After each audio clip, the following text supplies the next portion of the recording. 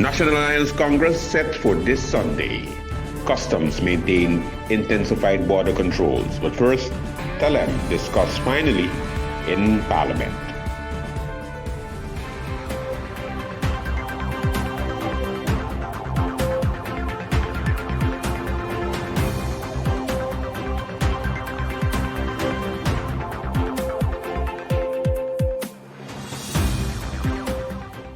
This is St. Martin Daily News for Friday, June 23rd, 2023, with a synopsis of local, national, regional, and international news. I'm your anchor, Andrew Dick. Welcome. Independent Member of Parliament, MP Huisha Heilige Martin, has expressed concern about both the Presidium and the members of Council of Ministers for not carrying out their respective duties adequately. The first example cited by Heilige Martin is an urgent meeting regarding Telem, which was set for November 7, 2022. The topics were the Government Accounting Bureau SORBA report, the complaints of the union regarding the Chief Executive Officer, the CEO, and the status of the Fiber to Home project. The meeting was called on Thursday, and the Prime Minister of St. Martin, Sylvia Jacobs, gave a presentation to the members of Parliament during the meeting. As it relates to the SORBA report, besides what I've already stated, it covered 6 topics. Management has been implementing the recommendations mentioned in the report, where it concerns the lack of structural reporting and communication with the Supervisory Board of Directors. Other advice that impacts company performance has also been addressed with the establishment of a Project Management Office, PMO. This office is tasked with the oversight of all major projects. The PMO reports in the structure officially directly to the CEO, but in practice, the PMO reports on a weekly basis to the full management board. It is evident that many other aspects mentioned in the SORBA report are also being addressed. However, due to the company's limited financial resources, not all could be implemented in the short term. In an overview on the Fiber to the Home project, the investments of over $56 million were mentioned as the totals up to date, with 19,861 homes being passed and just over 9,000 being connected at about 45.4%. This rollout has been delayed due to lack of funding. Efforts to have employees fulfill this have not been, let's say, up to par, has not met the expectations of the company, so they are still seeking ways to finalize or to proceed further with this installation or with the installations. As it relates to the finances, again, these are quite confidential, and should Parliament wish to see these, we would do it in the same way in which we have done the report, which we can discuss after. The decline, there has been a decline, of course, in the financial performance, which also saw a dip after the COVID pandemic. Global telecommunication trends of declining revenues, the impact of the hurricane, as well as continued effects of COVID are playing a role. The state of the current global economies and their impact on our local economy, decreasing international rates and minutes, as well as decreasing capacity lease and internet prices, declining local and international voice revenues due to messaging and free calling services such as WhatsApp, and of course, the offering of free internet services by third parties such as Starlink and free Wi-Fi hotspots on the island all impact the income of Telem. We are now in June, so 8 months later, and this urgent meeting is far from being completed. In the meantime, the issues have not been resolved or addressed by the Prime Minister. MP Heilige Martin said that this behavior displays a lack of respect for Parliament and its responsibility to the people, and a lack of concern for the Telem workers. Regarding the letter that was received on the 9th of March, to my person then, I think I was the chairperson then, 9th of March 2022, it stated that they choose to write the letter this way. So it was the president and the secretary general without the signatures of the employees, because last time they said that in the past they have signed letters against the current CTO and took vengeance, and he took vengeance against them. So I guess they were victimized for doing that, but they sent this letter out. They represent, the St. Martin Communication Union represents 80% of the Telem employees, 80%. They sent this out March 8th, and not one employee had an issue with it. So I guess they stand by everything that's written in this letter. A few weeks later, I think it was March 22nd, I forwarded this letter to the Prime Minister asking on an update. That's how long ago I've been waiting on an update for this letter.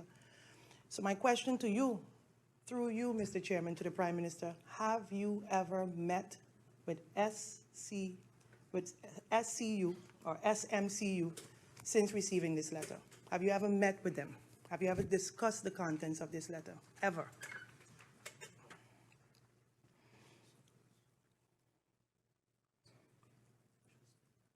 I have a few questions internally that's happening in Telem that I would like to ask. The former CFO has now become the consultant. And I think from what I was told, she's now the vice CFO. The new CFO, which I was also told is a breath of fresh air. They're looking forward to his vision, looking forward to something new, looking forward to, hanging in and thanking and being. They're very positive with a new addition to the Seas. So they're looking forward to him bringing his ideas to helping the company flourish. MP, you're talking a little too loud. I'm sorry. And now I understand that there's a transitioning period. And the former CFO has been the vice CFO since October of 2021. And I am made to understand that she is still the consultant to the company. How long is that transitioning phase going to last? And is that not placing like a double financial burden on a company that's already financially? Opposition Member of Parliament say they, and by extension, the people of St. Martin, are being muzzled and silenced in the legislature. One of those members is Independent Member of Parliament Christophe Emmanuel, who is concerned for the government-owned company, Telem. Mr. Chairman, I can understand, and I could probably somewhat see when the Prime Minister make mention with the company getting 98% here and 97% here, and whatever grades is given to the company to probably paint it in the light as if it's working and functioning so great. Nonetheless, I would like to ask the Prime Minister, has any sort of questionnaire sent out to the employees to rate the company? Anyone whatsoever, any type of questionnaire. Has it been done with the employees to rate the company? Because, Mr. Chairman, I would want to believe it wouldn't even reach up to nothing close to what the 98 and the 97 and all these sort of percentages we are hearing that the company was given. Because at the end of it, Mr. Chairman, the most strategic and valuable asset in any company is the employees. And when it comes to Telem in particular, or probably even all of the government-owned companies, Mr. Chairman, the employees have a lot to say. Now, Mr. Chairman, I can also sort of want to understand the definition as to why a forensic report is not important or why it's not needed, because the financial, this wasn't done and all the financials was given in year after year after year. Nonetheless, Madam Chair, Mr. Chairman, sorry, nonetheless, if I have to go through this audit report from SORB, if you have to dive into it, Mr. Chairman, I mean, Mr. Chairman, the management, if you look at the report, mismanagement is summoned up and indirectly mentioned in the SORB operational audit report. Mr. Chairman, therefore, a follow-up forensic audit needs to be done. The United People's Party Member of Parliament and leader, Rolando Bryson, has introduced a draft law aimed at enhancing heavy equipment vehicle inspection and optimizing the allocation of road tax and car rental fees. Bryson's proposal suggests that 70% of road tax inspection fees and car rental tax should be directed to the St. Martin Road Fund, with the remaining 30% allocated elsewhere. Additionally, the proposal introduces a fee structure to expand the level of inspection for container, trucks, and other large vehicles. Bryson highlights the limitations of the existing legislation, including the lack of inspection facilities for heavy vehicles and the need for substantial investments in accommodating them. The draft law will undergo parliamentary review and, if approved, could have a significant impact on road safety and infrastructure development in St. Martin. Stay with St. Martin Daily News. More right after this.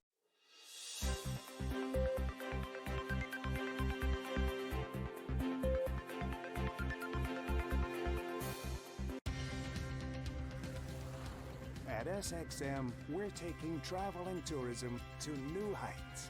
Here we boast spacious check-in areas, 10 passport control points, comfortable departure lounges, and finally, there's an airport in the Caribbean that takes your travel plans as seriously as you do. Princess Juliana International Airport.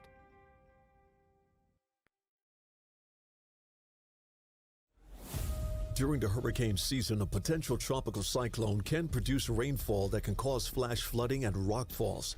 Stay away from flood-prone areas during heavy rainfall, such as Jump Up Casino on Emil Plain Road in Phillipsburg, ATLH Road Roundabout, L.B. Scott Road from Emilio Wilson Park until Cake House Supermarket, Zaker's Gut from Petro Plus gas station until the Seventh-day Adventist Church, Welcalaken Road Cahill from Welcalaken Road Roundabout until the One-Tete Loke Roundabout, Beacon Hill Road from Sunset Bar and Grill until the beginning of White Sands Road, and Rhine Road, also known as Mullet Bay Road, after Sonesto Maho Beach Hotel to the entrance of Cooper Coy from the intersection of the University Drive until the intersection of Rio Grande. For more information on how you can keep yourself and your family safe this hurricane season, visit stmartingolf.org/hurricane. This public service announcement is brought to you by the government of St. Martin. Mealtime rules. Don't serve yourself first. Do not eat with your mouth open. Don't rest your elbows on the table. Don't make noise when eating. Does not apply when enjoying KFC buckets.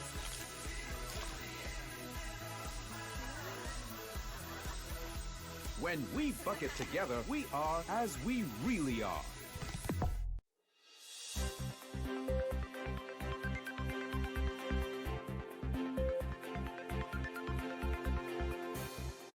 St. Martin Daily News continues. The National Alliance will be moving into the election under the campaign slogan, "We Are One." The party unveiled the slogan for the upcoming 2024 election during an event at the Lions Civic Center in Sucker Garden in May this year. The launch was held in the presence of National Alliance members of Parliament, ministers, family, friends, and supporters. Prime Minister and Minister of General Affairs and the National Alliance leader Sylvia Jacobs and Party President Leonard Priest was on PGD2 Radio on Thursday inviting persons to their Congress set for this Sunday at the Alice Convention Center in Madam Estate starting 4 p.m. Several members have stepped down as, some of them became ministers. For example, the Minister of Justice was the Vice President of the board, and she has, she hasn't stepped down, but is making her position available because she's a minister, so she wouldn't have time to serve on the board. We had other members who have resigned from the party, and her position will be filled, and others who have decided that they no longer want to serve on the board. So all of those positions will be filled during the Congress. Of course, our lead. Sorry? Go ahead. Yes. Okay. So, and of course, a full support to the leader that all of us, every one of us, will be continuing to support the leader of the National Alliance going into election 2024. Prime Minister? Yes, I'm looking forward to seeing our people being in this function. I am working. The cry is you're busy, but you tend to lose that face to face. When I run in and out of schools, run in and out of graduations, run in and out of other areas, you're not getting enough time to really be with the people, and everywhere the people just want to be with you. So this is an opportunity for our membership to come out see your elected and appointed officials, see the other persons who are still running from the last time, as well as the new candidates that are running. Some came out to the launches, but now you get to see all of them. We're still building the team. We're running under the theme, we are one. A lot of people are saying, explain what that means. I'm saying it's a goal we want to achieve. In this political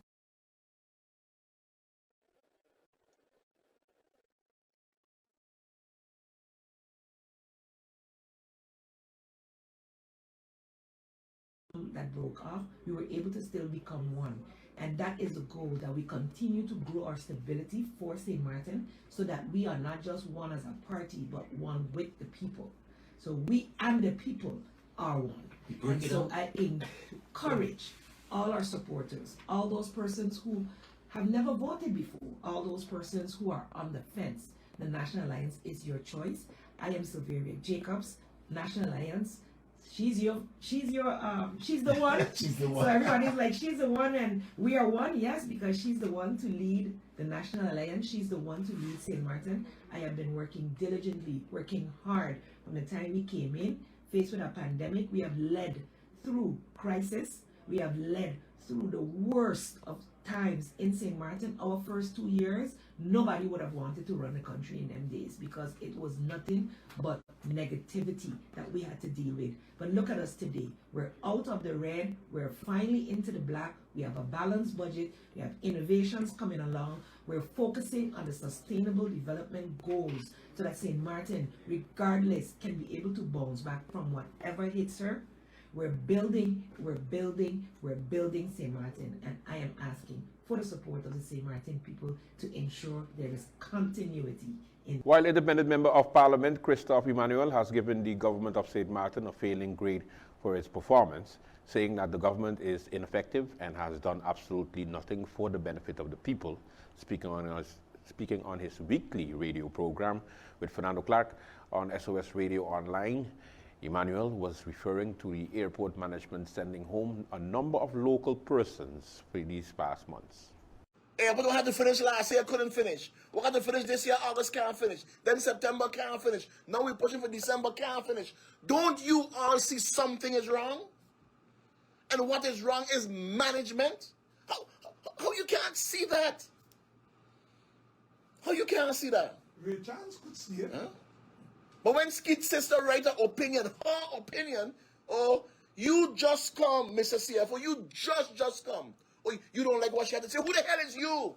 Who's you? To decide you don't like what she had to say. You come in this country to tell us St. Martin who have been there for 20, 30 years. All of a sudden you don't like what she say and you don't even got 3 months there. But she must be suspended. But you must be enjoying the hog. You must be enjoying the hog. The whole hog you got to enjoy. Okay? The nice living, the pool, the sun, you enjoying that. But the person who have done for 30 plus years, you're going to send she home. You see that management team they got there at 8? You see that team they got there on the airport? It's the most wicked organization in this country. That's what it is. But you know what is amazing to me is government says and does nothing. And you remember the Prime Minister? She's hands off. She's hands off and leave it, take its course. Hands off, but you're still having delegate the responsibility to the Minister of Theatres here. The Minister of Theatre does not have the responsibility for the airport. It's still under the Prime Minister. But yet she got hands off. Yet she got hands off. Since you don't understand why I left, these are some of the reasons and why I left. Hope you're paying attention. You see? And then you know, here's the thing, right? I listened to my colleague, member of Parliament, Rolanda Bryson, here on Friday, spoke about all the things that they have done and all this have done, and 80% of the things they have accomplished and they have done. And so I'm saying to myself, but wait a minute, the airport is in a mess. Can't get finished. Let me don't even talk about the hospital, because that ain't going nowhere. That's just ain't even a foundation, that's just concrete. That ain't going nowhere. Okay? Schools. No. Some are finally getting the roof done and all kind of things. Teachers from last year still can't get paid for the summer program that they did. Still can't get paid. Building permits, people bawling and crying for building permits, can't get out. Roads in a condition, trenches got bush and grass still growing up all in it. Finances for the loans, we don't know how they are going to get paid. Okay? Cut back in the benefits of civil servants. Customs officers at the Princess Juliana International Airport made significant discoveries in a series of inspections this week. On Monday, June the 12th, officers found $15,000 hidden in a package arriving from Anguilla. The money was seized and the package destined for the United States was confiscated. Then on Wednesday, June the 14th, a lawyer from the D'Souza Brand Protection Services examined a container confiscated on Friday, March the 24th, which lacked a cargo manifest. Inside, customs officers discovered counterfeit items from luxury brands such as Louis Vuitton and Nike. D'Souza confirmed that the counterfeits and seized the items. The container owner agreed to compensate the brand owners privately and potentially leading to the destruction of the remaining cargo. Continuing their vigilance, on Friday, June the 16th, customs officers intercepted 10.208 kilograms of marijuana hidden among other items in a shipment from Miami. The contraband was seized, and while no arrests were made, investigations are ongoing. And finally, on Saturday, June the 17th, customs officers at the arrival hall screened luggage from a Caribbean Airlines flight originating in Jamaica. They discovered 4 metal objects, obtaining a total of 1.631 kilo of cocaine. A Nigerian-born male suspect was arrested. Now let's take a look at your weather report. Moisture and instability moving across the local area will cause isolated showers and gusty winds from time to time as Tropical Storm Brett moves away from the Lesser Antilles. Conditions are expected to improve towards the end of the forecast period. Above normal seas peaking at 8 feet are expected through the next couple of days. Hence, small craft operators and swimmers should exercise caution. Now, your 3-day weather forecast.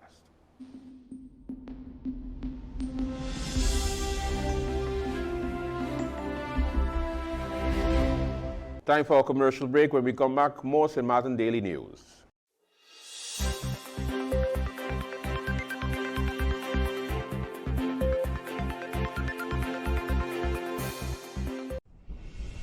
It's hurricane season. Are you prepared? Here are a few tips to keep in mind to help keep you and your family safe. The Atlantic hurricane season runs from June 1st to November 30th, with the peak occurring between mid-August and late October. This hurricane season, be sure to put together a go bag. A disaster supply kit including a flashlight, batteries, cash, first aid and supplies, medications, and copies of your critical information if you need to evacuate. This public service announcement was brought to you by the government of St. Martin. At SXM, we're taking travel and tourism to new heights. Here we boast spacious check-in areas, 10 passport control points, comfortable departure lounges, and finally, there's an airport in the Caribbean that takes your travel plans as seriously as you do.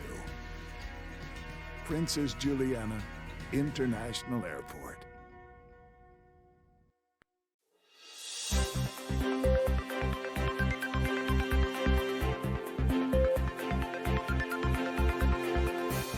St. Martin Daily News continues.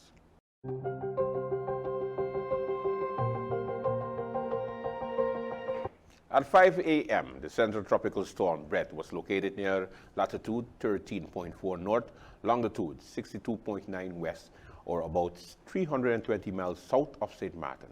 Brett is moving towards the west near 18 miles per hour, and this general motion with an increase in forward speed is expected during the next few days. On the forecast track, the center of Brett is expected to continue moving away from the Lesser Antilles through the weekend.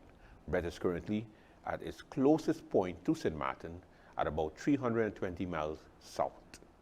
Well, this looks a lot like August, but it is still June, of course, and we have two tropical storms in the Atlantic Basin, unprecedented, and fortunately, neither one seems like it's going to do a lot of damage. Let's take a look first at Brett. 60-mile-an-hour winds moving to the west, 21 miles an hour, expected to work its way across the Caribbean Sea and dissipate by the time we get into the late weekend. So no problems there. You will be seeing some heavy rainfall in the leewards, up to 2 to 3 inches in places like St. Lucia.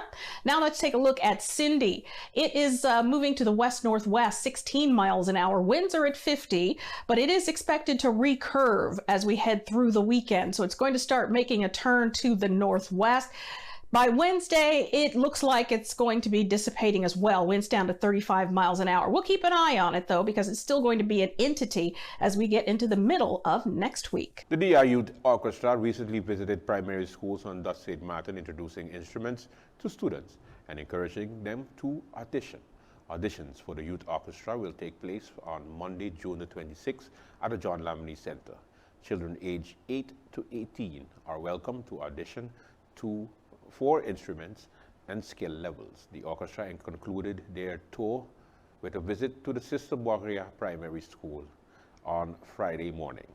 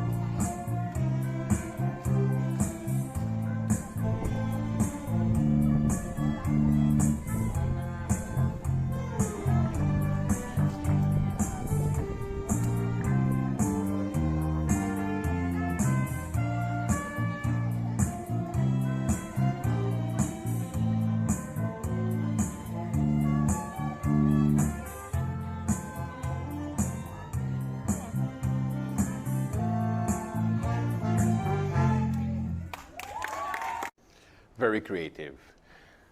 In some regional news, the surge in gang violence in Haiti has forced over 165,000 persons to abandon their homes, leaving them with nowhere to go in the capital city of Port-au-Prince.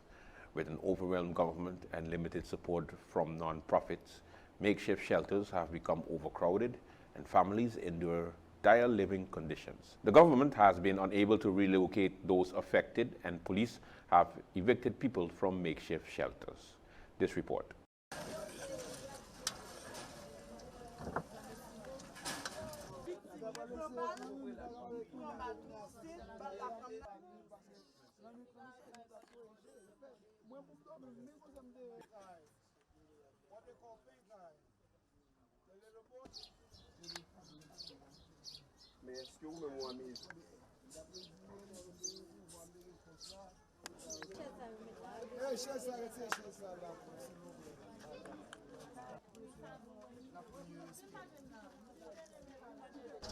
And what I did, I ended up telling everybody, get up off the street and come to my yard. Since I already have a yard, a space, I could have them stay for the night or two.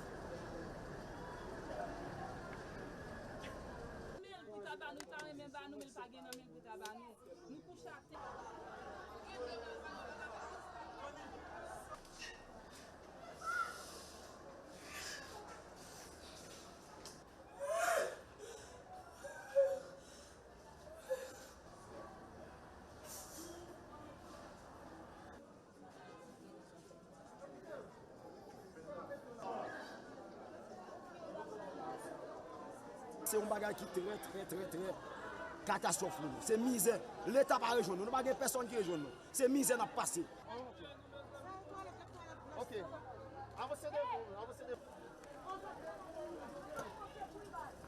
And with that, we conclude St. Martin Daily News broadcast for Friday, June 23rd, 2023. I'm Andrew Dick on behalf of everybody at St. Martin Daily News. Thanks for watching.